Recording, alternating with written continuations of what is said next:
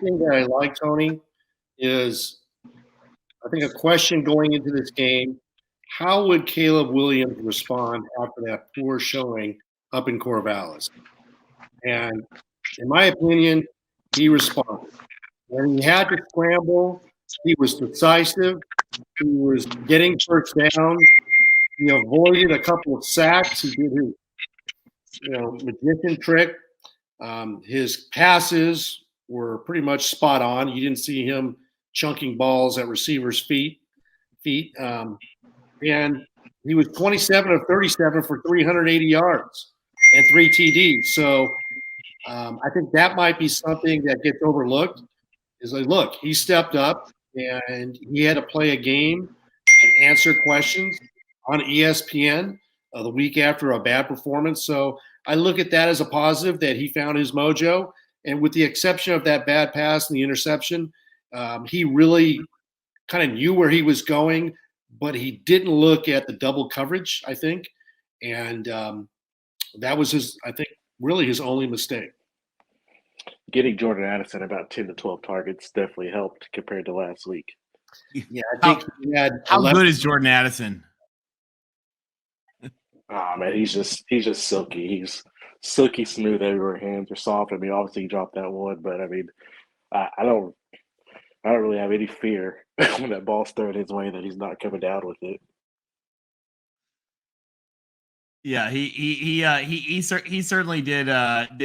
He certainly did quite a job tonight, as he always does. I agree with you. It's just I was talking to my brother tonight, guys, and my brother and I always call each other when we watch the games, and we were just laughing about because last year it was brutal, and we would just be like, oh my god, is this for real?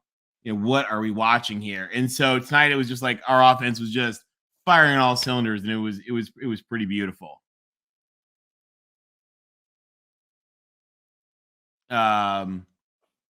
Tony, I think you asked a question about what do we think about Washington State for next week? Yeah. If we get this Caleb Williams, lights out Washington State. I mean, I like Cam Ward. He's a good little player, but he's prone to throwing interceptions and wilting on a big stage.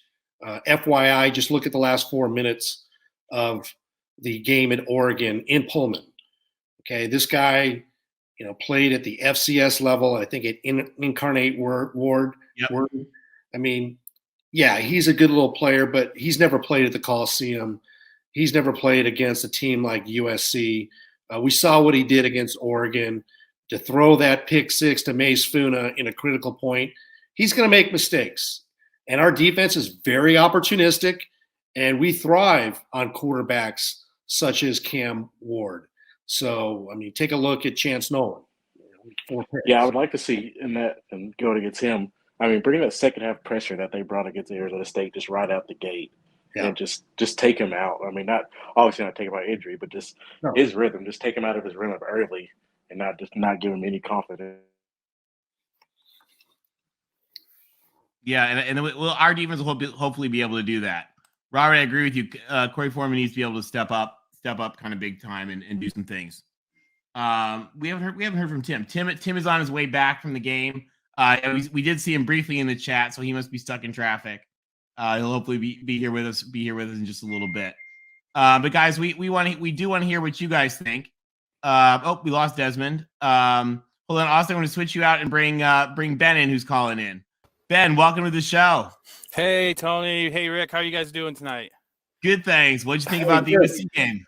Well, I didn't get to watch the whole thing. I caught your guys' show, and I seen Rick kind of. Well, first of all, Tim, I want to say I'm glad to see that you're not in a pool. I'm glad to see that you don't have a pool of water in your living room, and I'm glad that you're all right I know you're in Florida, so I didn't know if you got much of the hurricane, but I'm glad you're all right. Oh, thanks. No, I'm on the Atlantic coast, so we were fine. Oh, okay.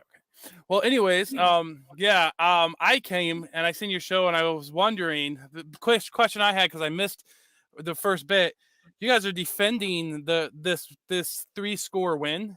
I don't understand, and I don't understand how Rick doesn't think USC is a legitimate. I think you have as good of a chance at being in the playoffs as anyone else.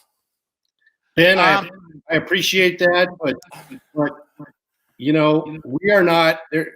There's a gap. You've got Georgia, Alabama, Ohio State. Then there's a huge gap, and yeah, maybe there's like 10 teams that could be the number 4. Mhm. But we are not at a number 4 level for a playoff berth. And Ben, I think what Rick is saying, and Rick, tell me, I'm not to steal your thunder in this, but what Rick is saying is that as USC fans, we want to and we expect to be in that top 3.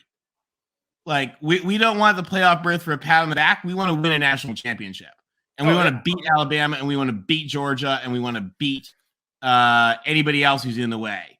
And we expect to do that. And this team is awesome. And like the turnaround is exactly 100% of what we dreamed of.